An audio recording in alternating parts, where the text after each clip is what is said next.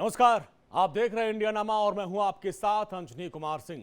India नमा में आज की बड़ी खबरों के साथ आपके सामने मैं हाजिर हूं और देश की बड़ी घटनाओं पर रिपोर्ट आपको दिखाएंगे।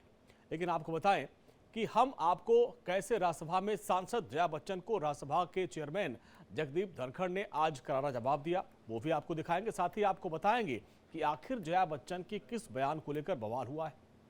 इसके अलावा आज हम आपको बताएंगे कि यूपी के मुख्यमंत्री योगी आदित्यनाथ ने अखिलेश यादव और उनके चाचा शिवपाल यादव पर कैसे गच्चा पॉलिटिक्स का आरोप लगाया। साथ ही आज आपको बताएंगे कि लव जिहाद को लेकर यूपी सरकार के बड़े फैसले के बारे में। इसके अलावा बात होगी अरविंद केजरीवाल की रिहाई को लेकर, कैसे आज इंडिया गठबंधन ने उनके नेताओं ने जंतर मंतर पर विरोध प्रदर्शन किया और केंद्र सरकार को घेरा। लेकिन आज शुरुआत करते हैं राज्यसभा में सांसद जया बच्चन की खबर से। दरअसल राज्यसभा के चेयरमैन और उप राष्ट्रपति जगदीप धनखड़ ने आज जया बच्चन को जवाब दिया। उपराष्ट्रपति ने कहा कि जब आपका नाम जया अमिताभ बच्चन लिखा हुआ है तो ये पुकारा जाएगा। हालांकि सदन में जिस समय धनखड़ ये बोल रहे थे उस वक्त जया बच्चन राज्यसभा में मौजूद नहीं थी।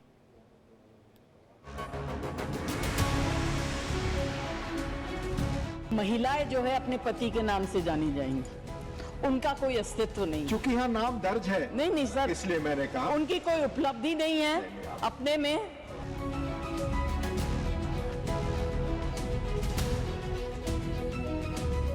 सिल्वर स्क्रीन पर अपनी अलग पहचान के लिए जाने जाने वाली जया बच्चन एक बार फिर से सुर्खियों में हैं। जया बच्चन को अपने नाम में पति के नाम से शायद आपत्ति है और यही वजह है कि कल संसद में जब सदन के उपसभापति की कुर्सी पर विराजित हरिवंश ने उन्हें जया अमिताभ बच्चन कहकर संबोधित किया तो वो भड़क गई। जया बच्चन को आज राज्यसभा के सभापति जगदीप धनखड़ ने जवाब दिया। लेकिन सबसे पहले आप सुनिए कि कल उपसभापति हरिवंश और राज्यसभा सांसद जया बच्चन के बीच कैसे तीखी नोक झोंक हुई। श्रीमती जया अमिताभ बच्चन जी, प्लीज। सर सिर्फ जया बच्चन बोलते तो काफी हो जाता। यहाँ पूरा नाम लिखा था इसलिए मैंने रिपीट किया।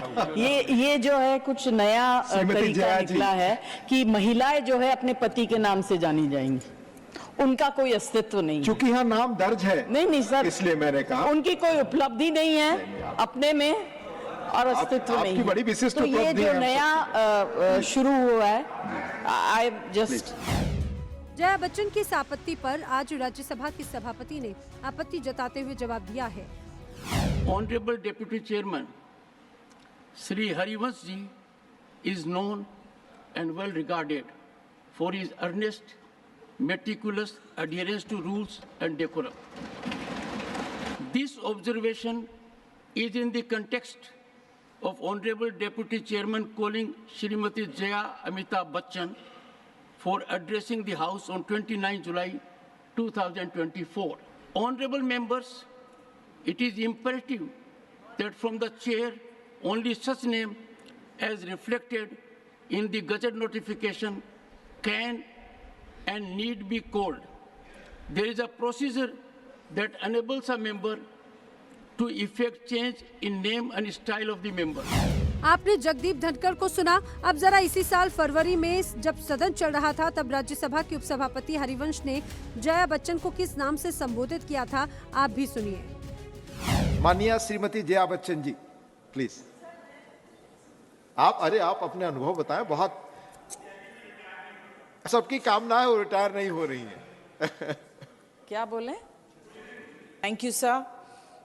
20 साल जीवन का बहुत बड़ा काल होता है, बहुत समय होता है, और जो मेरा अनुभव रहा अच्छा भी रहा, कभी कभी बुरा रहा। दरअसल सभापति या उपसभापति सांसदों का नाम वही पुकारते हैं जो उनके सामने दिया जाता है और उनके सामने वही दिया जाता है जो सांसद के जरिए सदन को मुहैया कराया जाता है। लिहाजा राज्यसभा सांसद जया बच्चन का उपसभापति पर इस तरह से भड़कने को जायज नहीं ठहराया जा सकता। जया अगर चाहती है कि उनके नाम के साथ में उनके पति का नाम ना पुकारा जाए, उन्हें इसके लिए गजट में दिए अपने नाम में बदलाव करवाना होगा। Bureau report, India daily. तो जया बच्चन के साथ उनके पति अमिताभ बच्चन का नाम जोड़ने से भले वो नाराज हो गई, लेकिन इस मसले पर हमने कुछ महिलाओं से बात की। ज्यादातर महिलाओं का कहना है कि पति का नाम जोड़ने से उनको गर्व होता है और कोई हमको घबराहट की बात नहीं है। मैं एक हाउसवाइफ हूँ। अगर मेरे हस्बैंड का नाम मेरे नाम से जुड़ा हुआ है तो मुझे अच्छा लगता है, क्योंकि कुछ हद तक मेरी पहचान उनसे भी है, और वैसे भी एक पहचान एक औरत की उसके काम से होती है। नाम मानते हैं, एक नाम भी बहुत ज़रूरी होता है, लेकिन मेरे हस्बैंड का नाम मेरे नाम से जुड़ा हुआ है तो मुझे अच्छा लगता है। मेरी एक अपनी अलग पहचान है, लेकिन मेरे नाम के साथ मेरे हस्बैंड का नाम है तो मुझे काफ़ी अच्छा लगता है और मुझे प्राउड है मुझे इस बात पर। हस्बैंड के मेरे नाम के पीछे लगने से मुझ पर कोई फ़र्क नहीं पड़ता है और ना ही मेरी कोई पहचान पर कोई असर पड़ता है। मेरी अपनी खुद की एक पहचान है और मैं इससे खुश हूँ। और अब बात यूपी की गच्चा पॉलिटिक्स की। दरअसल मुख्यमंत्री योगी आदित्यनाथ ने चाचा भतीजा पर निशाना साधते हुए शिवपाल यादव पर तंज कसा। शिवपाल भी पीछे नहीं हटे, उन्होंने 2027 को लेकर पलटवार किया। लखनऊ में विधानसभा में शुरू हुआ गच्चा पॉलिटिक्स ये दिल्ली तक पहुंचा और दोनों तरफ से जमकर जुबानी तीर चले।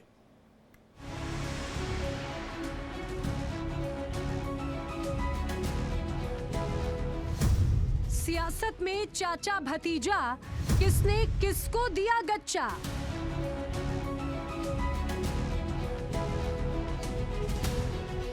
योगी का तीखा प्रहार, दोनों तरफ से वार पलटवार।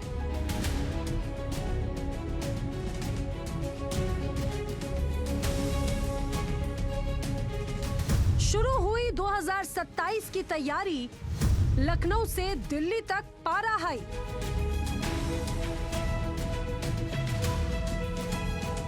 यूपी में गच्चा पॉलिटिक्स, चुनाव से पहले सियासी ट्विस्ट।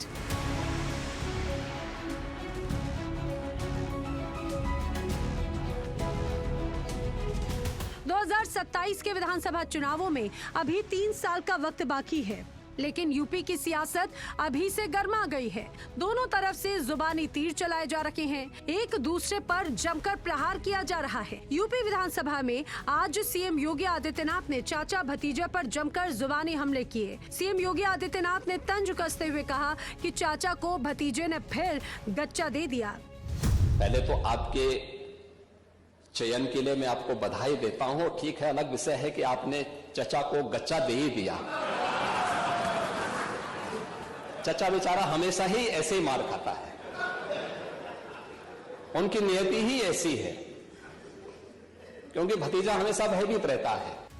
सपा नेता शिवपाल यादव ने भी योगी आदित्यनाथ के तंज पर पलटवार किया। उन्होंने कहा 3 साल आपके संपर्क में रहा, गच्चा तो आपने दिया और देखिए 2027 में आपके ही डिप्टी सीएम गच्चा देंगे। मैं कहना चाहते हैं 3 वर्ष में आपके संपर्क में रहे तो गच्चा तो आपने भी दिया।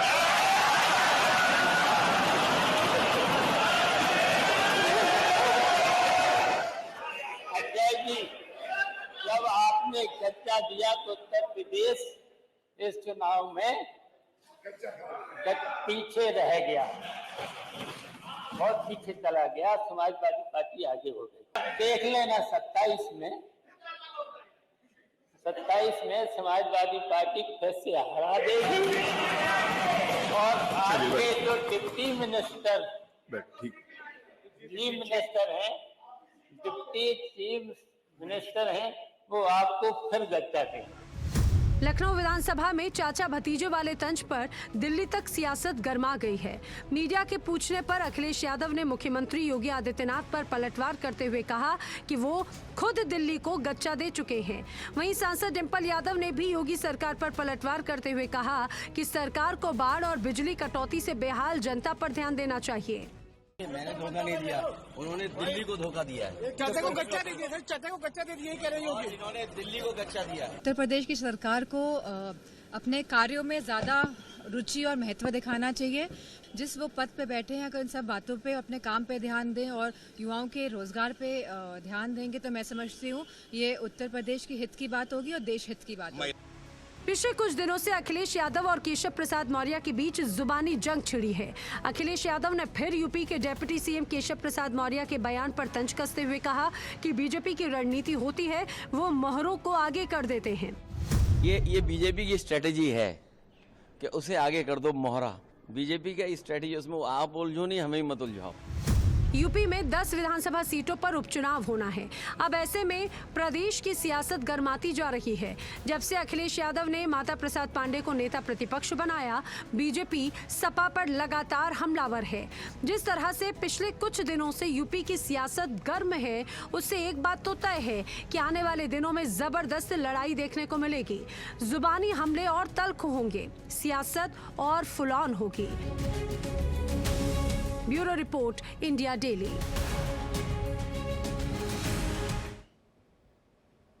योगी राज में लव जिहादियों की खैर नहीं। यूपी की योगी सरकार ने लव जिहाद को लेकर नया बिल पास करा लिया और इस नए कानून में धर्मांतरण करने वाले दोषियों को उम्र कैद की सजा का प्रावधान है। लेकिन लव जिहाद को लेकर बना यह कानून अब विपक्ष को रास नहीं आ रहा है। सीएम योगी का एक्शन, लव जिहादियों को टेंशन।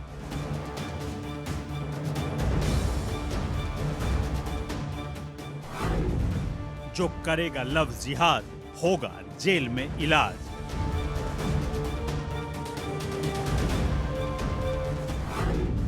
लव जिहाद पर नहीं खैर, योगी राज में तय उम्र कैद।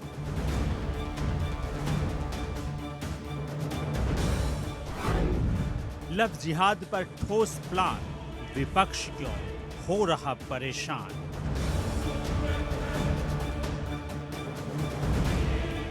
यूपी में लव जिहादियों की अब खैर नहीं। योगी राज में लव जिहाद करने वालों को उम्र कैद होगी। विधानसभा में लव जिहाद बिल पास हो गया। इस कानून में कई अपराधों की सजा बढ़ाकर दोगुनी कर दी गई है। लव जिहाद के तहत कई नए अपराध भी इसमें जोड़े गए हैं। यूपी की योगी सरकार ने इस बिल को पास कराकर ये बता दिया कि महिला सुरक्षा को लेकर यूपी सरकार कितनी सख्त है। लव जिहाद के नए बिल में धर्म परिवर्तन के लिए फंडिंग को भी कानून के तहत अपराध के दायरे में लाया गया है। इसमें विदेशी संस्थाओं या किसी भी अवैध संस्था से हुई फंडिंग भी शामिल है। अगर कोई धर्म बदलवाने की नीयत से किसी व्यक्ति पर दबाव डालता है, हमला, बल प्रयोग या शादी करने का वादा करता है या इसके लिए षड्यंत्र करता है, तो उसे आजीवन कारावास के साथ जुर्माना भी भरना होगा। आइए जानते हैं कि लव जिहाद के नए प्रावधान में क्या क्या है। दोषी पाए जाने पर 20 साल की सजा और उम्र कैद। धर्मांतरण के मामले में अब कोई भी एफआईआर करा सकता है।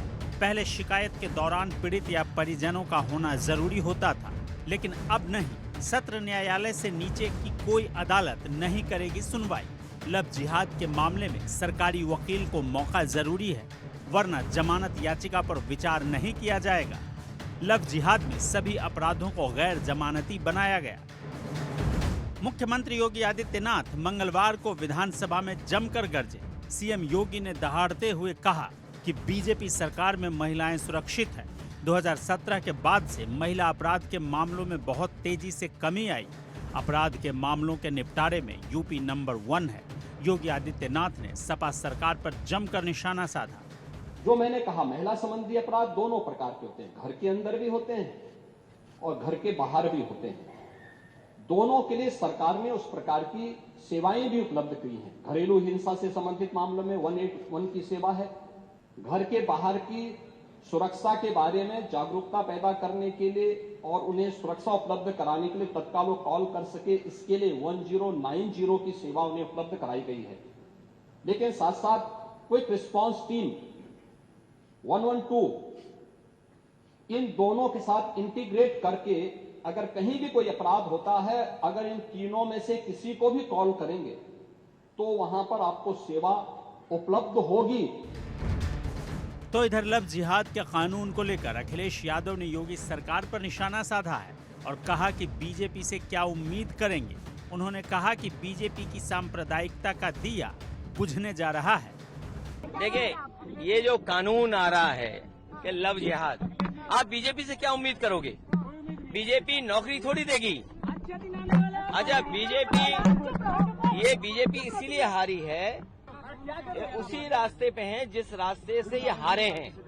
ये इसी तरह का कानून इसलिए ला रहे हैं क्योंकि इनका सांप्रदायिकता का दिया ये बुझने जा रहा है। लव जिहाद को लेकर यूपी सरकार ने कड़ा रुख अपना लिया है। योगी सरकार के तेवर से साफ हो गया कि अब यूपी में महिलाओं को बहला फुसलाकर उनके साथ धर्मांतरण करके लव जिहाद करना आसान नहीं होगा। अब भोली भाली महिलाओं को अपने जाल में फंसाने से पहले लव जिहादियों को 100 बार सोचना होगा। अगर वो नहीं चेते तो पूरी उम्र जेल में ही गुजारनी पड़ेगी। Bureau report, India daily. तो लव जिहाद पर सख्त कानून बन गया, लेकिन ये विपक्षियों को रास नहीं आ रहा है। चलते सीधे लखनऊ अखंड के पास। अखंड, कानून तो पास हो गया, लेकिन अखिलेश यादव हो या तमाम जो विपक्षी दल हैं, उनको ये कानून रास नहीं आ रहा है। कह रहे भाई सांप्रदायिक का दिया बुझने वाला है।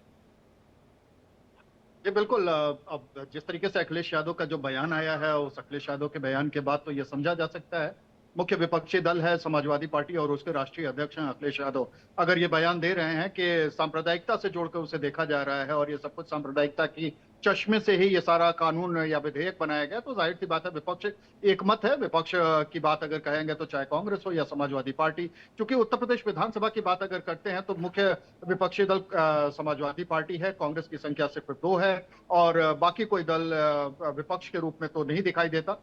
तो ऐसे में इन 2 ही लोगों का पूरा 2 ही दलों का पूरा समीकरण है और ऐसे में जो विरोध जताया जा रहा है अखिलेश यादव की तरफ से, हालांकि वो दिल्ली में बैठे हैं, अब संसद सदस्य हैं, लेकिन उनके पार्टी के राष्ट्रीय अध्यक्ष होने के नाते, अपनी पार्टी के राष्ट्रीय अध्यक्ष होने के नाते उनके बयान को विपक्ष का बयान माना जा सकता है।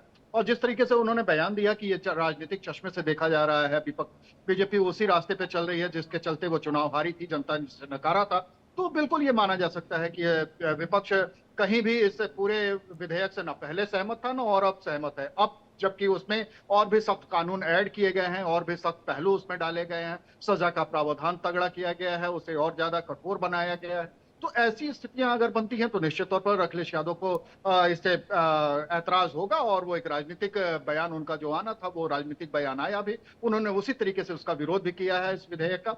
लेकिन बीजेपी इस विधेयक को लेकर पूरी तरीके से मुतमईन है, खासतौर पे मुख्यमंत्री योगी आदित्यनाथ, जो कि वो पूरी शिद्दत के साथ, पूरी ताकत के साथ इस पूरे विधेयक के पक्ष में खड़े दिखाई दिए। जिस तरीके से उन्होंने बयान दिया कि महिलाएं पूरी तरीके से सुरक्षित रहें, ये जिम्मेदारी सरकार की है। ठीक है अखंड, बहुत बहुत शुक्रिया। सियासत हो रही, लेकिन मुख्यमंत्री ने इसको महिला सुरक्षा से जोड़ दिया। आगे बढ़ते हैं। बहुत बहुत शुक्रिया अखंड इस पूरी बातचीत के लिए।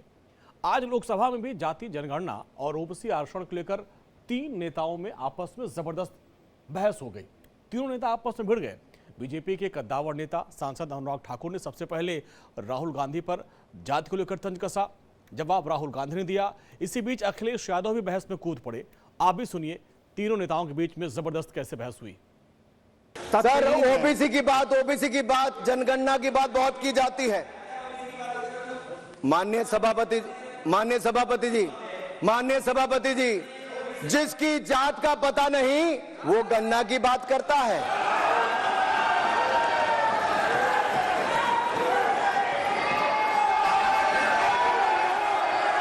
जिसकी जात का पता नहीं गणना की बात करता है। देखिए, जितना मेरा आप लोग इंसल्ट करना चाहते हैं आप खुशी से करिए, आप रोज करिए, मगर एक बात मत भूलिए, जाति जनगणना को हम यहां पास करके दिखाएंगे। धन्यवाद। करिए। अरे तो अपनी जाति भी लिखनी पड़ेगी उसमें। सभापति महोदय, मेरा आपसे केवल इतना निवेदन है, माननीय मंत्री रहे हैं, बड़े दल के नेता हैं, मंत्री रहे हैं, बड़ी बात कर रहे थे, मैं महाभारत, शकुनी, ये सब बातें कह रहे थे, दुर्योधन तक यहाँ ले आई है। वे केवल सभापति महोदय, इनसे ये पूछना चाहता हूं, आपने जाति कैसे पूछ ली है बताइए बस। आप जाति कैसे पूछ सकते हैं? आप बताएं, जाति कैसे पूछ सकते हैं? आप पूछ के दिखाओ जाति को। जाति कैसे पूछोगे तुम? कैसे पूछोगे जाति? आप नहीं, जाति नहीं पूछ सकते। आपने कह दिया ना, अब आप हमारी जाति नहीं पूछ सकते। हमारी व्यवस्था सुन लें, आप मेरी व्यवस्था सुन लें।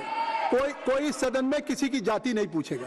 अनुराग ठाकुर जी, मैंने उसको स्पष्ट कर दिया। नहीं, अनुराग ठाकुर जी। माननीय सभापति जी, बात है।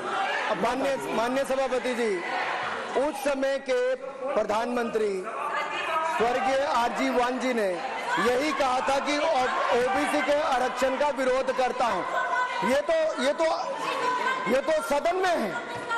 आरजी वान ने कहा था कि मैं ओबीसी को आरक्षण का विरोध करता हूं। अब ये तय करें कि वो सही थे या ये सही है, और आपकी पार्टी गलत थी कि आप गलत हैं, और वो पिछड़ा विरोधी थे कि आप पिछड़े के पक्ष में हो। और उस समय की पूर्व प्रधानमंत्री आईजी ने कहा था कि जात पर ना पात पर। अबे मैंने तो कहा नहीं सर, उस समय कहा गया था। और इसी तरह से ही कृपया अपना भाषण सर, मंडल आयोग की रिपोर्ट हो, काका कालेलकर की रिपोर्ट हो, इस पर कौन वर्षों तक बैठा रहा सर? जवाब देना होगा इनको, कौन देगा जवाब?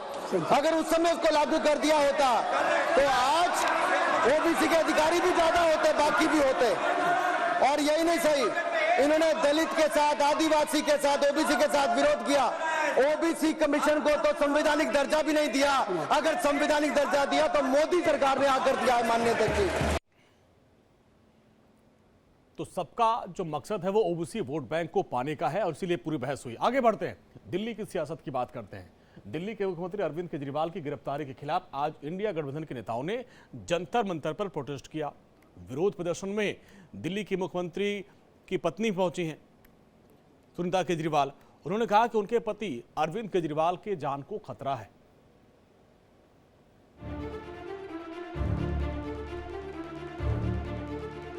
दिल्ली के मुख्यमंत्री अरविंद केजरीवाल की गिरती सेहत के बीच उनकी रिहाई की मांग को लेकर इंडिया ब्लॉक के नेताओं ने जंतर मंतर पर विरोध प्रदर्शन किया। अरविंद केजरीवाल की पत्नी सुनीता केजरीवाल ने कहा कि उनके पति की सेहत लगातार गिर रही है और उनकी जान को खतरा है। अरविंद केजरीवाल को अरेस्ट कर लिया ईडी ने। ईडी ऐसा क्यों करती? ईडी ऐसा इसलिए की क्योंकि ये किसी षड्यंत्र के तहत किया गया था, दबाव के तहत किया गया था। अभी कुछ दिन पहले ही हमें पता चला कि जेल में तो उनकी लगातार शुगर डाउन है, 5 बारी 50 से नीचे गई है रात में सोते हुए। विरोध प्रदर्शन में पहुंचे इंडिया गठबंधन के नेताओं ने केंद्र सरकार पर विपक्ष की आवाज दबाने का आरोप लगाया। केजरीवाल दिल्ली वालों के दिल में बसते हैं, केजरीवाल देश के दिल में बसते हैं और केजरीवाल बाहर आएंगे। आप तानाशाही कीजिए, आप तानाशाही कीजिए, दादागिरी कीजिए, हमको दबाने की कोशिश कीजिए, ना हम झुकेंगे ना रुकेंगे। सुप्रीम कोर्ट जाएं, कहां जाएं, बता तो दो कौन सी कोर्ट है, कहां जाएं, कौन सा वकील करें, बता तो दो। कसूर नहीं बता पा रहे, सीबीआई मुकर गई, ईडी मुकर गई, संजय भाई 6 महीने जेल में रहे। जब जमानत हुई ईडी ने क्या कहा? सॉरी जी, हमारे पास कोई सबूत नहीं है। दिल्ली सरकार के मंत्री गोपाल राय ने कहा कि अरविंद केजरीवाल की रिहाई को लेकर विरोध प्रदर्शन जारी रहेगा। भारतीय जनता पार्टी की सरकार लोकसभा चुनाव के बाद जो जनादेश है उसका सम्मान करेगी। देश के लोगों ने एक ही जनादेश दिया कि संविधान लोकतंत्र की हत्या बंद करिए, लेकिन लोकसभा चुनाव के बाद भी जिस तरह से दिल्ली के चुने हुए मुख्यमंत्री को षड्यंत्र करके जेल में रखने का जो अभियान भाजपा चला रही है, जिस तरह से उनका लगातार शुगर लेवल 50 से ज्यादा गिर चुका है, उसके बाद भी उसको इग्नोर किया जा रहा है। इसके खिलाफ लोगों में आक्रोश है। और आम आदमी पार्टी के सांसद संजय सिंह प्रेस कॉन्फ्रेंस कर रहे हैं, सीधे चलते हैं। तो ये ठीक कैसे होगा? इस लूट पे रोक कैसे लगेगी? ये तभी संभव है जब भारत सरकार कोचिंग सेंटर्स को रेगुलेट करे, कोचिंग सेंटर्स को कानूनी दायरे के अंदर लेके आए और उनकी इन तमाम कारगुजारियों पर रोक लगाने के लिए सख्त कानून देश के अंदर बने। लेकिन दुर्भाग्य से ऐसा नहीं हो रहा है।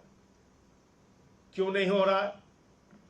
क्योंकि भारतीय जनता पार्टी के नेताओं से इन कोचिंग सेंटर्स के लोगों का रिश्ता है और इसी के कारण देश के लाखों नौजवानों का जीवन बर्बाद हो रहा है